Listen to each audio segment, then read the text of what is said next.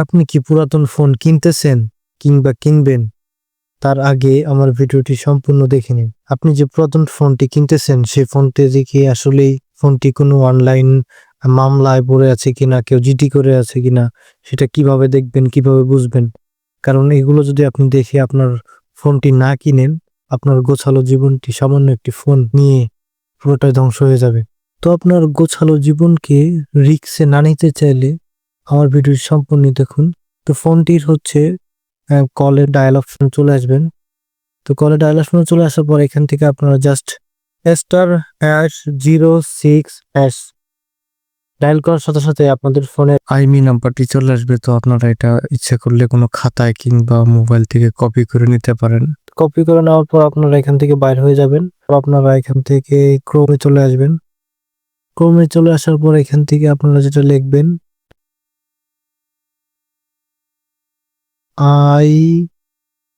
IMEI info.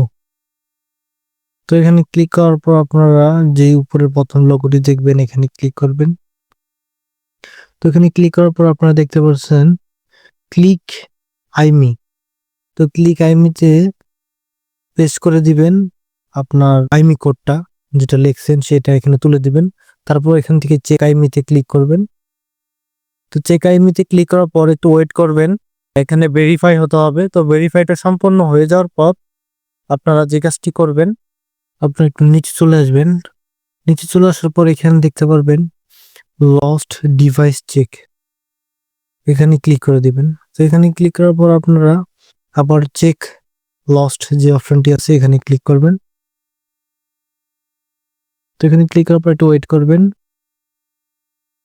তো wait করার পর আপনারা নিচে টান দিবেন। নিচে টানার পর দেখতে পারবেন এখানে ডিভাইস ক্লিন দেখতে পারতেছেন। আবার ডিভাইসটি কোথাও কোনো মামলা বা এই টাইপের কিছু নাই, ডিভাইস ক্লিন। এখানে গ্রিন স্ক্রিনের একটি টিক মার্ক দেওয়া আছে। তো আপনারা দেখবেন আপনাদের ফোনে যখন এখানে ডিভাইস ক্লিন যদি না থাকে, এখানে হয়তোবা দেখাবে আপনাদেরকে যে ফোনটি কোনো মামলা বা সাইবার ক্রাইমের কিছু এখানে থাকবে। যেহেতু আমার এখানে নাই, এইভাবে টিক মার্ক দেখাচ্ছে।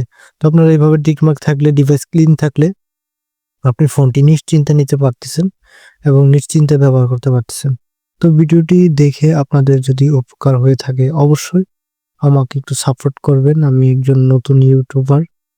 তো আমার ভিডিওটি ভালো লাগলে অবশ্যই আমার ভিডিওটাকে like, share, subscribe and all notification বাটনটি ক্লিক করে দিবেন, যাতে করে নেক্সট ভিডিও ছাড়ার সঙ্গে সঙ্গে সর্বপ্রথম আপনারা আমার ভিডিওটি দেখতে পারেন।